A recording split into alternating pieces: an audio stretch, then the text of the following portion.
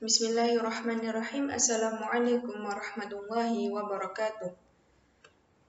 Saya Ika Maulidiana dari kelompok 3. Di sini saya akan menjelaskan tentang kurikulum 1984 atau bisa disebut juga dengan kurikulum CBSA.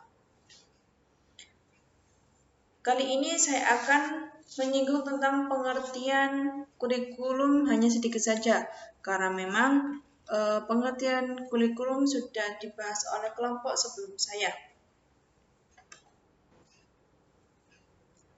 Pengertian kurikulum. Pengertian kurikulum secara bahasa.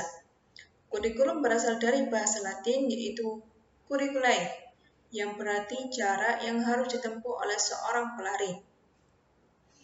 Dan kata-kata ini kemudian dikemas dalam dunia pendidikan menjadi kata-kata kurikulum.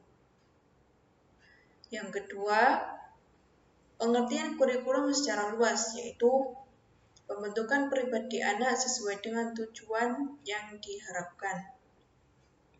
Jadi, dengan adanya kurikulum, semua tujuan pendidikan akan berjalan sesuai yang diharapkan. Selanjutnya yakni pengertian kurikulum 1984. Apa sih itu kurikulum 1984? Kurikulum 1984 dikenal sebagai pendekatan cara belajar siswa aktif atau bisa disebut dengan CBSA. Dengan pendekatan ini, guru bisa menanamkan pengertian terlebih dahulu sebelum memberikan latihan kepada peserta didik. Jadi, jika seorang guru memakai kurikulum ini, otomatis dia sebagai guru memberikan pengertian materi terlebih dahulu. Dan setelah itu, baru dia memberikan latihan kepada peserta didik. Selanjutnya yaitu sejarah kurikulum 1984. Kurikulum 1984 merupakan penyempurna dari kurikulum 1975. Karena kenapa? Karena kurikulum 1975 ini sudah dianggap tidak memenuhi kebutuhan masyarakat dan tuntunan ilmu pengetahuan. Sehingga terjadilah perubahan kurikulum. Dan berikut adalah dasar-dasar perubahan kurikulum 1975. Yang pertama, adanya ketidakserasian antara materi kurikulum dengan berbagai bidang studi kemampuan peserta didik. Yang kedua, terdapat kesenjangan antara program kurikulum dengan pelaksanaan di sekolah. Yang ketiga, adanya kepadatan isi kurikulum yang harus diajarkan di setiap jenjang, yang pada akhirnya tidak mencukupi waktu pelaksanaan. Dan inilah tokoh penting di balik terciptanya kurikulum 1984. Yang pertama, kita bisa lihat yaitu Profesor Dr. Koni R. Semiawan. Yang kedua, Kepala Pusat Kurikulum Depdiknas tahun 1980 sampai tahun 1986. Yang ketiga, Rektor IKP Jakarta. Yang ketiga, Rektor IKIP Jakarta, yang sekarang menjadi Universitas Negeri Jakarta tahun 1984 sampai tahun 1992. Selanjutnya yaitu ciri-ciri kurikulum 1984. Yang pertama, berorientasi pada tujuan instruksional. Maksudnya, berorientasi pada tujuan pengajaran, sifat pengajaran, ataupun bahan pengajarannya dan lain sebagainya. Yang kedua, pendekatan pengajaran berpusat pada anak didik melalui pendekatan CBSA.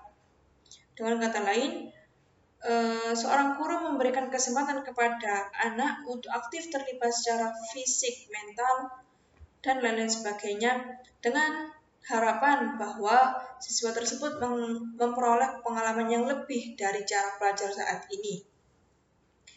Yang ketiga yaitu materi pendekatan menggunakan materi spiral. Apa sih itu materi spiral? Materi spiral adalah pendekatan yang mengemas bahan ajaran berdasarkan kedalaman dan keluasan materi pelajaran. Sehingga jika semakin tinggi tingkat kelas, maka semakin banyak materi yang perlu dipelajari oleh peserta didik. Ciri yang keempat yaitu menanamkan pengertian terlebih dahulu sebelum memberikan latihan. Sudah saya jelaskan di awal tadi. Yang kelima, materi yang disajikan berdasarkan tingkat kesiapan ataupun kematangan mental siswa dan penyajiannya pada jenjang sekolah dasar harus melalui pendekatan konkret. Intinya penyampaian materi di kurikulum ini disesuaikan dengan kesiapan siswa tersebut. Kemudian yang keenam, yang terakhir, kurikulum ini menggunakan pendekatan keterampilan proses. Apa itu keterampilan proses? Keterampilan proses adalah pendekatan belajar mengajar yang memberikan tekanan kepada proses bentuk keterampilan yang diperoleh. Selanjutnya yaitu kelebihan kurikulum 1984. Yang pertama, adanya materi dan metode yang disebutkan secara rinci. Kedua, keterlibatan siswa di dalam kegiatan belajar ditunjukkan dengan peningkatan diri dalam melaksanakan tugas. Yang ketiga, tindakan siswa dapat dilihat saat kegiatan belajar dan kemudian ditunjukkan melalui keberanian mereka berpendapat, menyampaikan pendapatnya kepada guru. Yang terakhir, kualitas interaksi siswa sangat tinggi, baik intelektual maupun sosial. Yang terakhir yakni kekurangan kurikulum 1984.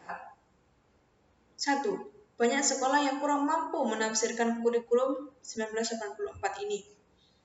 2. Adanya ketergantungan antara guru dan siswa terhadap materi dalam satu buku. 3. Memerlukan banyak waktu dalam mempelajari materi ini, maksudnya materi sekolah sesuai kurikulum 1994, menyebabkan materi pelajaran tidak dapat dikuasai siswa. Yang terakhir, peran guru lebih banyak menjadi fasilitator, sehingga tanggung jawab siswa dalam kegiatan belajar sangat kurang. Mungkin itu saja yang bisa saya sampaikan, kurang lebihnya saya mohon maaf. Wassalamualaikum warahmatullahi wabarakatuh.